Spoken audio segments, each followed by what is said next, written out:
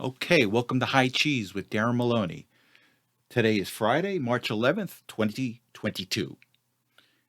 Now, what I would like to talk about is the role of the media right now in peace. We don't have it right now, and the media is not helping. The media is pushing for war, the media is pushing for continued war, and the media is pushing for American involvement in Ukraine. They are pushing for your sons and daughters to go fight over there. And they're ignoring the fact that there are peace discussions going on. And a perfect example here is that earlier today, there was a report that Putin had mentioned that there is some positive results from negotiations that are going on. That should be a good thing. But the only news outlets that have covered this are Sky News from England and Reuters here. Nothing else. You turn to CNN, nothing. Fox News, nothing. It's all about the horrific war and nothing about peace. The media has to get on the peace bandwagon, and it will be helpful to resolve this because you're not helping. You're pushing for war, and it's disgraceful.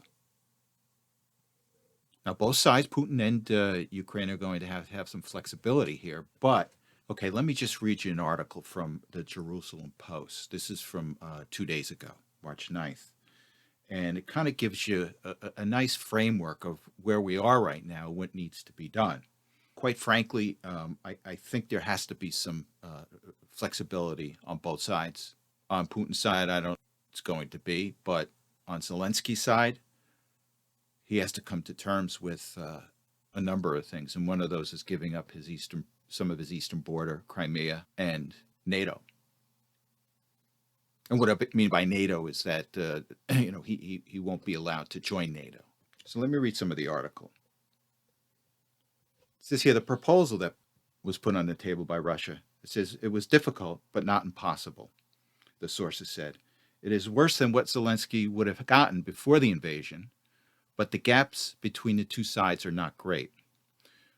Putin ordered his forces to halt, and the command for a ceasefire to be enacted was given in order to wait for Zelensky's decision.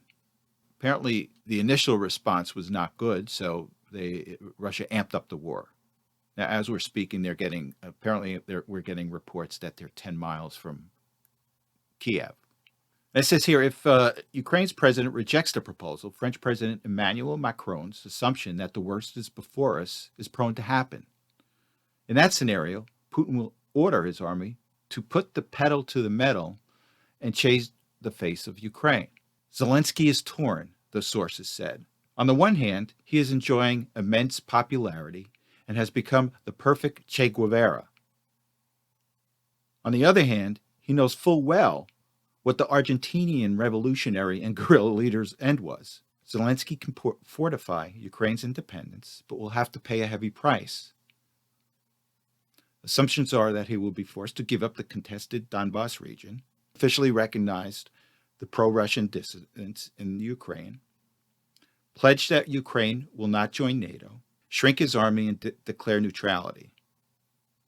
Now, here's the thing. The interesting thing in this article here is that it says here that Zelensky is torn, the sources said. On the one hand, he is enjoying immense popularity and has become the perfect Che Guevara.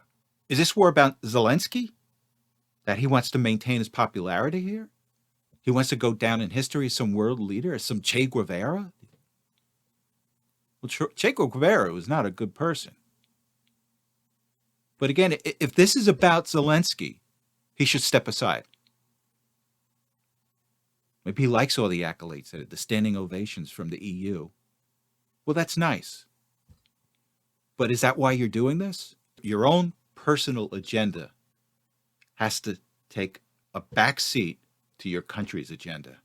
And right now, that we've got a statement in the press that says, oh, yes, we're at the turning point. Ukraine can win right now. If he did say it, he's delusional. He's not going to win. Russia's army is just too big, too brutal, and Putin is too. Now, here's the outcome that you're going to have to face, Mr. Zelensky. If you settle, you will not go down as a hero in your country. Because 2 years down the road, 10 years down the road, people are going to look at you and say he went to war over the same things that he settled with Russia for. So he gained nothing by going to war with Russia. Now, people can say, Russia's the country that attacked. Ukraine's innocent here. This was on the table for Ukraine well before the war started. And they ignored it. It's not possible. Now, I blame the West also for stringing Zelensky along, giving him the impression that they would come in and fight with them. Well, I don't think that's going to happen, in spite of what the media says or what the media does. So you have to face this. It's a lose-lose situation for you. There's no good thing out of this. Unless you want to take your country to oblivion, you're either going to lose your statehood or you'll be involved in a guerrilla war with Russia. That's not a good option. The best option you have is to negotiate something with Russia. And at the same time, we have to fight the agenda here in the U.S. We have to make sure that the neocons, the media warmongers, does not get us into this war. And that could be an option of Zelensky's. Maybe that's what he's hoping. I don't think it's going to happen. But every day that he lets this drag on, it's costing his country and his people so much. So just think about that. And again, I'm not a Putin fan. I think he's brutal. But you have to understand he's pretty clear on what he's going to do. All right. Ay. The world's on fire. But remember, with the grace of God, everything always works out. So stay optimistic. Now, I want to switch over to oil. And President Biden, so difficult to say that word. But Biden banned Russian oil this week. And the funny thing is that banning U.S. oil does not make a big difference to Russia. All it does is initially spike our gasoline prices and then keep them somewhat elevated above and beyond what they are, the current high price for gasoline and oil. With the oil market, you've got your supply out there and you've got the people that buy oil and sell oil. So the supply is out there. It just, for us with this ban now, we are now going to have to shift where we're going to buy our oil from now that was previously sold to us by Russia. Now, in Biden's wisdom, where do we go? We went down to Venezuela to see if they could sell us anything. Our favorite communist, Maduro. So we're now begging for oil from Venezuela, the communist country Venezuela. And as I spoke last episode, are they going to try to fast-track the Iran deal? Give away the farm again in hope of putting their oil back on the free market? And the funny thing is, I think this is an embarrassment, but Biden tried to talk to Saudi Arabia about this, and they're just not even taking their phone calls. So Saudi Arabia is not even returning a phone call from the President of the United States. How about that? So how well respected are we on the world stage right now? And Saudi Arabia, who historically has been an ally of us, at least on paper, doesn't even take our phone call. So what's going to happen is our cost of oil is going to be incrementally higher to purchase. And on the other hand, what is U.S. oil to Russia? Maybe 6% of what they sell. Well, that can easily be made up by another country, China, India, whomever. It's easy to pick that up. Not a big loss for Russia. So it's really meaningless other than hurting us here in the U.S. So the impact in Russia for this oil ban, this U.S. oil ban, really, no big deal to Russia. But it's a big deal to us as it raises our gas prices. Now, after this initial spike, it may come down a bit, but they're going to remain higher than they otherwise would have with this Russian oil ban. Now, the other thing I just want to add to this, it's terrible. It's terrible. Biden's saying, oh, well, we should pump more internally here in the U.S.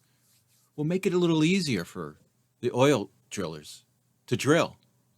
And you don't make it easy when you don't allow new leases on federally owned property. Now he comes back, and I think Jen Psaki said, oh, there's 9,000 leases out there. Well, they need more. They need to know, these drillers need to know that they will always have access to new leases because it costs a lot of money for them to drill. So they say they have a driller has, say, 15 leases from the federal government. Well, not one of those leases guarantees them oil. So they got to expend money, drill. Maybe it comes up empty. Next one comes up empty. Next one comes up to empty. And say they go through all of their existing leases and they all come up empty. And now they got to turn back to a Biden administration and say, no more new leases on federal lands. And these companies, these drilling companies, are not going to take that risk. Additionally, what's even more problematic is these U.S. banks do not loan to these drillers anymore. Now, I think right before Trump left in the Trump administration, Trump had banned banks from not loaning to these drilling companies, which makes sense. And what happened is Biden came in and took it away. Because we now have these woke banks that don't like global warming. So they're now not loaning to drillers. And I think the Bank of America just came out and said they're going to be out of the market. They're not going to loan, or they're going to make they're going to make the hurdle so high it'll be very hard for drillers to get loans from Bank of America. And then I took a look at the statistics on banks that are loaning to drillers. And they're all international banks. American banks, or the so-called American banks, are either non-existent or low on the list. So I don't want to hear that there's enough leases out there and these drillers should stop gouging. All these drillers want is just the ability to drill and not take massive losses. And when you take their ability to buy leases on land, U.S. federal land, and take away their ability to borrow money so they can drill, you're hurting the ability of America to produce oil. It's as simple as that. But this is the design of the Biden administration. They don't want oil. They want you to go electric, and which is bizarre too. So you drive an electric car. Guess what generates electricity? It's these big power plants that are fueled by natural gas. And the price of natural gas is going up. You don't think electricity prices are going to follow suit? Now there may be a little delay on it because a lot of these electrical suppliers are utility companies. So there may be a little delay because you have to go through a process to petition the utility and then raise your rates. But that's going to come. And the other, and the Biden administration is just full of incompetent people. I think there was somebody in the State Department talking about these leases, and the one person that was up there simply said, well, supply has nothing to do with prices, which is totally absurd. These are the same people that say that governments can issue an unlimited amount of debt, where debt doesn't matter. That's just asking for a disaster. But again, these are just not bright people in the Biden administration. They're just not. These are people that are just going to be guided by the short-term emotional decision instead of really thinking of things out and thinking about whether something is a good policy. And this policy is bad. This oil policy is bad. Okay, let's talk about another embarrassment for the Biden administration, the Polish MiGs. Now, apparently, there was a deal cut between Poland and the United States that Poland was going to supply Ukraine with their MiGs, and then the United States was going to replace those MiGs with F-16s. Apparently, things changed. And what I'm going to do is I'm going to switch to a clip from Barbara Starr from CNN. She's going to try to explain this. Then we'll get back and discuss. What's going on with this, Barbara? Well, John, untenable for the very reasons you just drew on that map. So let's keep the map up. The idea that the Poles surprised the U.S. with late yesterday, fly them to the U.S. airbase in Ramstein, Germany, Germany a NATO country, U.S. a NATO country. And the concern is that if those MiG-29s then flew into Ukraine from essentially what is an airbase inside of NATO, the Russians would perceive it as a NATO threat, as NATO becoming involved in the war. Barbara, you're missing a big piece of the puzzle here. Just a reminder, Poland is part of NATO. And I find it a little disturbing that a reporter that's been around for a number of years that covers this stuff doesn't understand that Poland is a part of NATO. And here she goes to explain, well, you know, if we shipped them for the MiGs from Poland to Ramstein base in Germany and then shipped them to Ukraine, Russia may take that as a belligerent act. Versus if they went from Poland into Ukraine. And again, Barbara's assumption here is that, well, Poland's not part of Ukraine, so it doesn't matter. That's scary. That's scary. But this is what we have today. We've got this media that really isn't bright. And it's just getting their marching orders either from the Defense Department, from the White House, or whomever to push some type of narrative. And quite frankly, I don't know what Barbara's narrative is here. But I just find it scary that she does not know that Poland is a part of NATO. And then I find it was just a hot potato between Poland and the United States. The United States was all on board. Oh yeah, Poland, you ship it to them. You ship the MiGs to Ukraine. And Ukraine said, no, we'll send it to you and you ship it to Ukraine. It was like the hot potato. And then how do you feel if you're Poland? Because initially, the U.S. thought that Poland was going to ship the MiGs to Ukraine. And then when Poland said, no, we're going to ship them to you, and then you're going to ship them to Ukraine. So how does that make Poland feel if they view shipping these MiGs from Germany, Ramstein Air Force Base, as a belligerent act? But it's not going to be a belligerent act if they're shipped from Poland to the Ukraine? How does that make Poland feel? Oh, you really don't count. You're really not a member of NATO. And if Russia attacks, we may or we may not defend you. And this to add craziness on top of everything, the vice president is going out there to calm things down. And she's clearly not the person to do this. And then, if you saw one of the press conference, she was just cackling, this witchy type of cackle in the middle of the press conference she had with the Polish president. Just so awkward. I'll tell you, I have not seen such an awkward elected official at that level. The last awkward person I saw that was like that was Richard Nixon. And she's far from Richard Nixon. At least Nixon made it up with his intellect. Our vice president is essentially a check-the-box candidate. Can't make this up. I can't wait till November when things start turning. Now, the next thing I want to touch base with you is this whole biolab issue.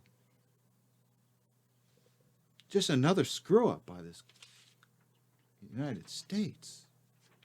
Absolutely not. So here's the story: is that apparently Russia's been saying, "Oh, you've got bioweapons labs in Ukraine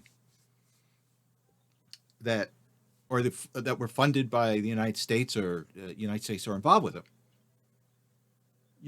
U.S. says, "Oh, no such thing exists. These don't exist. There's no biolabs in Ukraine." And then you had these wonderful fact checkers from PolitiFacts, USA Today, and they're claiming. And here's a good one for you. This is Jeff Cerrone of PolitiFacts. He comes out and says, there are no U.S.-run biolabs in Ukraine. USA Today comes out and says, the false claim of U.S. biolabs in Ukraine. It's Russia disinformation. But then you had Victoria Nuland in her response to Senator Marco Rubio says, oh, yes, there are biolabs in Ukraine. And when Rubio asked, well, are there bioweapons in Ukraine? She didn't answer the question. And then they tried to spin it. Well, we've been involved, but we haven't been involved. We funded, but we haven't funded. And it's all about obfuscation at this point. They just want to confuse everybody at this point. They don't want people to know. And I don't think they know themselves, quite frankly. But apparently they said, Department of Defense was involved in 2005. They were trying to remediate old Soviet Union bioweapons labs that were left there after the Soviet Union fell. Since 2005, like 17 years to clean up bioweapons. And you place that in light of what went on with the Wuhan lab. What are we to believe? And again, it all comes down to how the American people have lost confidence in their institutions. So now the UN is having an emergency meeting to discuss this. I don't know what the outcome is at this point. I can predict it. I can tell you, Russia's going to say yes to their U.S. and their allies are going to say no, no, no. Okay, let me just play a clip of Victoria Nuland speaking before Senator Rubio, and then we'll come back and discuss. There's a few more things I want to discuss about this. I have a minute left. Let me ask you, does Ukraine have chemical or biological weapons? Ukraine has biological research facilities, which, in fact, we are now quite concerned Russian forces may be seeking to gain control of. So we are working with the Ukrainians on how they can prevent any of those research materials from falling into the hands of Russian forces should they approach. I'm sure you're aware that the Russian propaganda groups are already putting out there all kinds of information about how they've uncovered a plot by the Ukrainians to release biological weapons in the country and with NATO's coordination. If there's a biological or chemical weapon incident or attack inside of Ukraine, is there any doubt in your mind that 100% it would be the Russians that would be behind it? There is no doubt in my mind, Senator, and it is classic Russian technique to blame on the other guy what they're planning to do themselves. So the original story was there are no bioweapons labs there, but Nuland just says she's concerned about the Russians taking these labs and using them for bioweapons. So is she implying that it is a bioweapon lab? And then what's also vague is, well, what's the extent that the United States has been involved with these labs? And I understand that the game that they're going to play on in the media. Well, our definition of funding, we meant that it was 100% funding. And they'll change their story on the internet when we're not looking, just to cover their tracks. So what I'm getting from this conversation is that, yeah, there are dangerous things in these labs. And we're worried about the Russians getting him because they can create bioweapons. Well, the Russians already have their own bioweapons. They don't need Ukrainian bioweapons. So this whole story about the Russians using bioweapons from those Ukrainian labs, it's just something that, again, it's just meant to confuse people. Hey, don't look at us. Don't look at us. Look at this shiny object here. The Russians may take them. But when you take a step back and think about it, well, the Russians already have their own bioweapons. Why would they use Ukrainian bioweapons? It's just all bizarre. It's just absolutely bizarre. And again, it's another embarrassment for the United States. But what I do want to know, we should have a further investigation on this. I would like to know what the Department of Defense knew, when they knew it. They've been there for 17 years. And did they have access to all of the other labs that were created since 2005? Now, from what I heard is that the United States funded a lab in Odessa. I don't know if it's true or not, but there are a number of reports. So I'm assuming at this point that it is true. Hey, it's just terrible. Okay, let's take a quick break.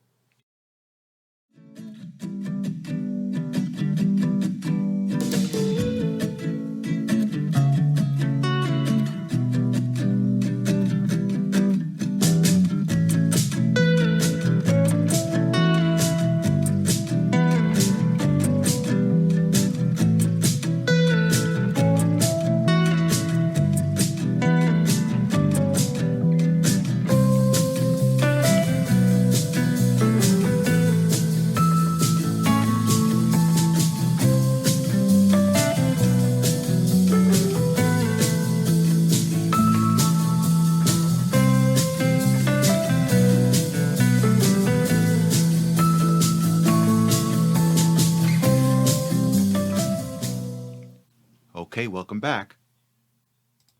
Now, there's two stories I want to go over. They're related stories, and let me go to the first one, and we'll discuss it, and then we'll go to the second one. And I just want to wrap this up because these are ethical issues we have to address at some point in Washington. And they have to do with manipulation of genes, the manipulation of what type of body parts we're going to transplant into people.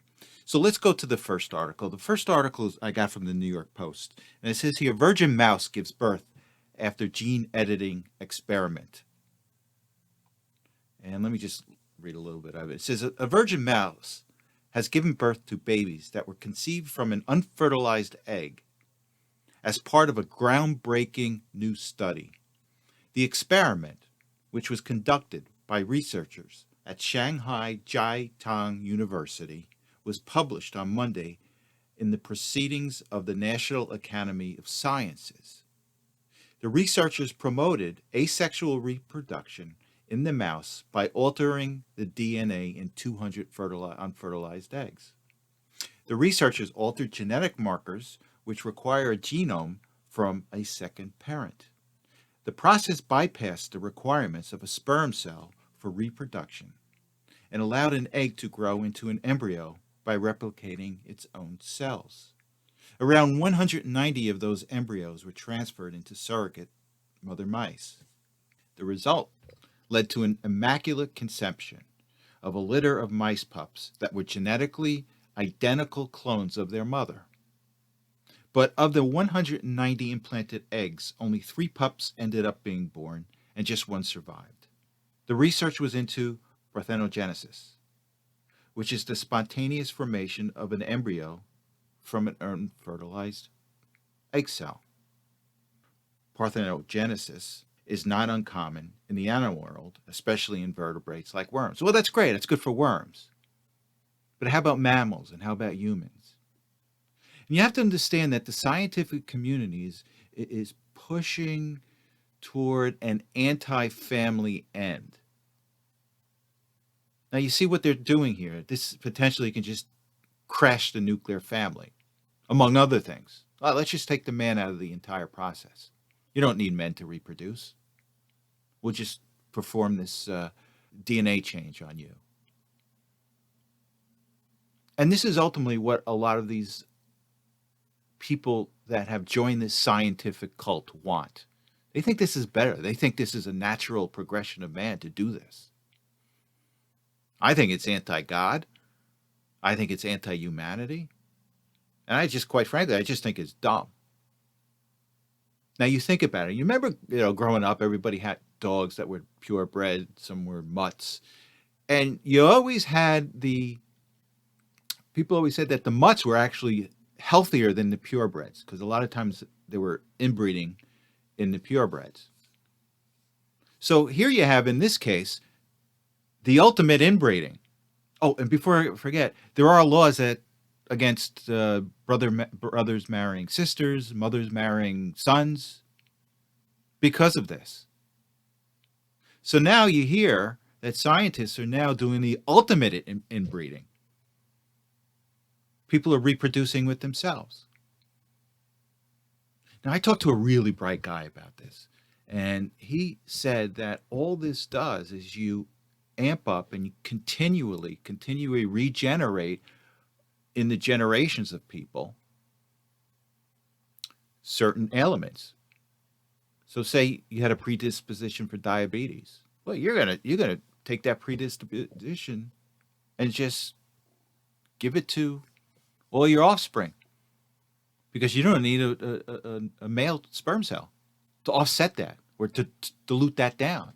So for eternity, now you're telling these people that you've got a 100% chance of getting diabetes because your mother did. And there's no other offset. There's no other offset from the father to dilute that predisposition. Scientists don't care. And the ultra liberal, left wing, globalist, World Economic Forum people probably like this. We can just create babies in petri dishes. We don't need a womb. This is where they want to go. And we really have to start to have hearings on this in Washington. We have to say what can be done, what shouldn't be done. And I understand this was done in China, but this should be a diplomatic issue also at some point. I know it'll be difficult with dealing with China because they're anti-God. But here we can do it, and here we can use our influence. Now, the second story I wanted to go to. It says here, Maryland man dies months after receiving first pig heart transplant. And let me just read it. It says a Maryland man who made history as the first person to receive a heart transplant from a pig has died 2 months after the experimental procedure, hospital's officials said Wednesday. David Bennett, a 57-year-old handyman, had received the genetically modified pig heart during a last-ditch operation to save his life at the University of Maryland Medical Center on January 7th. His condition began deteriorating several days ago, hospital officials said in a statement. After it became clear that he would not recover, he was given compassionate palliative care. He was able to communicate with his family during his final hours. No cause of death was immediately provided, but transplant recipients can face complications like infections and rejections of organs. Doctors previously said the successful transplant showed a heart from a modified animal, known as xenotransplantation, can function in humans without immediate rejection.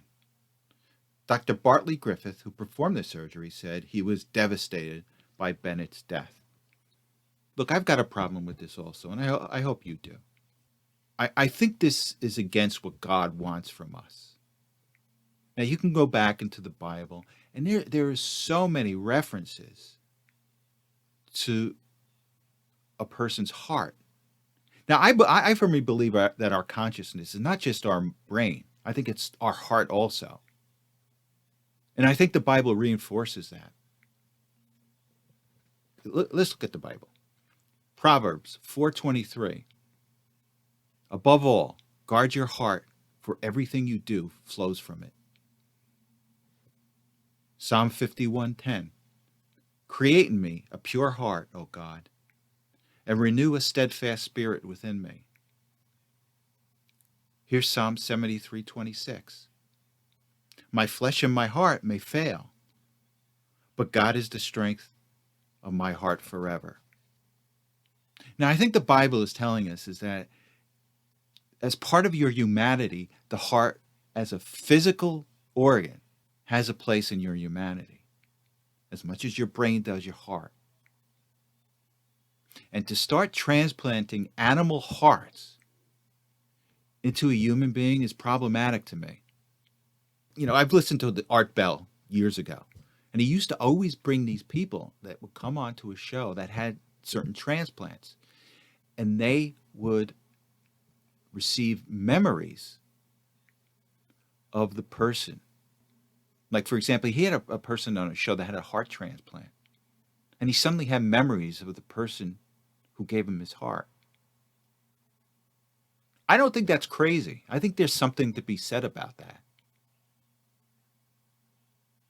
And I think God is trying to tell us something about this.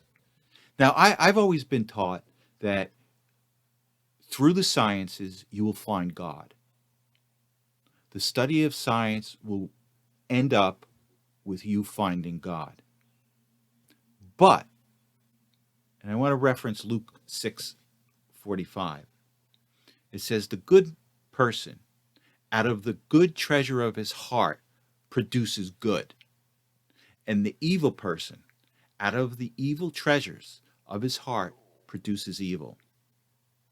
Now, we have to remember that with the sciences. We're pursuing certain things in the sciences which can go either one way or the other. And science has to discipline itself. And if they can't, we have to force them through laws to pursue certain things. I see no benefit of giving a man a pig heart. Now, this wasn't successful. Now, the next step is, well, maybe we can genetically modify the men or the women that receive these heart transplants. At some point, you lose your humanity. You no longer become a human. And they're talking about the same thing with these implants they want to put in brains. That's a different story, but it's all along the same lines. We really have to address what we're going to do with these sciences. Because in the hands of evil people, they can do a lot of damage. And again, it's not about people surviving. It's about people keeping their souls. And if we're going to create a world where people lose their souls, I think we're finished. Don't you love Ron DeSantis? Let me read this article here. It's from the World Tribune. I don't know if you've been following. DeSantis passed this bill. I call it an anti-grooming bill. A lot of other people call it an anti-grooming bill because it outlaws. Well, let me just read it. It says the text of the Parental Rights and Education Bill stipulates that classroom instruction by school personnel or third parties on sexual orientation or gender identity may not occur in kindergarten through third grade, or in a manner that is not age appropriate or developmentally appropriate. Well, that sounds reasonable. There's no need to talk to kindergartens about sexual orientation. Let them be kids. Now, the reason I'm calling this grooming is, what is the intent of some of these people that are pushing this law? Are these people trying to normalize pedophilia? Is that what they're trying to do? Well, you certainly can make a logical argument for that. Where does it benefit a kindergartner to be lectured on somebody's sexual orientation? I'm sure that's the last thing in a kindergartner's mind. So let the kids be kids. But that's not good enough. You've got the far left trying to call this the Don't Say Gay bill for whatever reason. I'm not saying don't say gay. They're just saying silence. As much as they're saying don't say gay, they're saying don't say straight. They're neutral on it. But the left, for some reason, has taken this on. And for me, it throws up some red flags. Because why would they push for something like this unless they wanted to groom kids? And to me, it's just shameful. And I'm so happy that DeSantis is pushing back.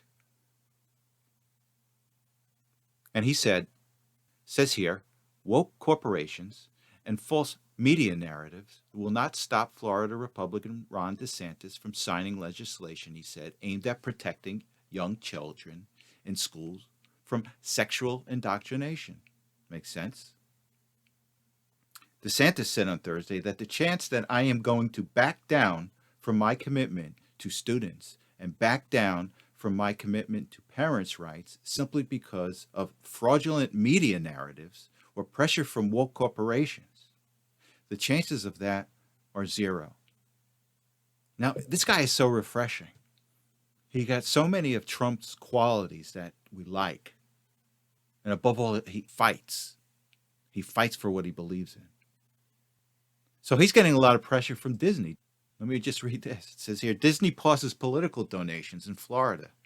CEO Chapek apologizes for silence over the Don't Say Gay bill. Disney CEO Bob Chapek is doubling down on comments he made supporting the LGBTQ+. Can we just call it like Alphabet Plus? It makes it a lot easier. For supporting the Alphabet Plus community during the company's annual shareholder meeting. The executive apologized for not being a stronger ally and for the company's silence over Florida's Don't Say Gay bill. Did he actually read it? Chapek said Friday that the company is pausing all political donations in Florida as it reviews its approach to advocacy. And he's also donating $5 million to organizations including Human Rights Campaign that work to protect alphabet rights. I missed the mark in this case, but I am an ally you can count on. And I will be an outspoken champion for protections, visibility, and opportunity you deserve, Chapek said. And this is another joke here.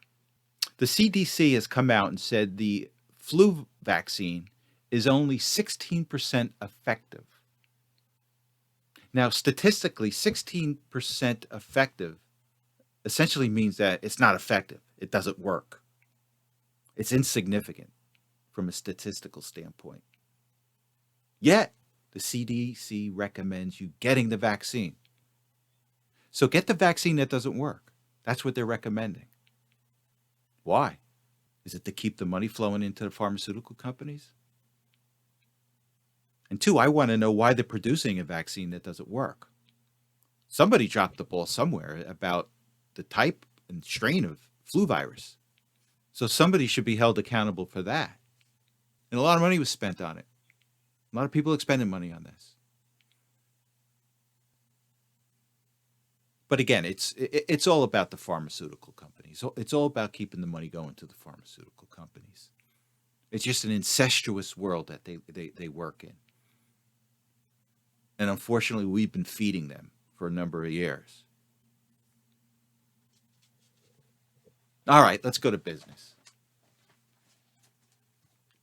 First business item, Major League Baseball is back. They ended the lockout. They're going to start late. At least they're going to start. Now, me, I'm disappointed. I'm a baseball fan. I was ready just to say the hell with baseball. I was ready to start watching cricket, Korean baseball.